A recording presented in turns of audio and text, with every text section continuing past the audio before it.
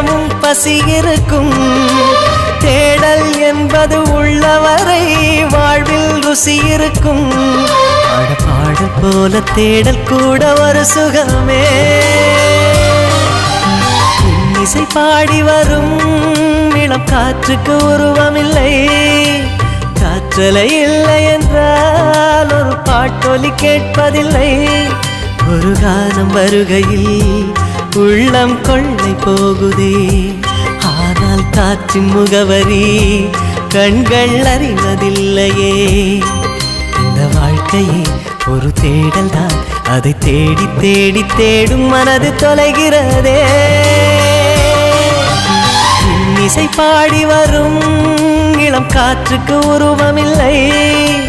காற்றலை இல்லை என்றால் ஒரு பாட்டொலி கேட்பதில்லை.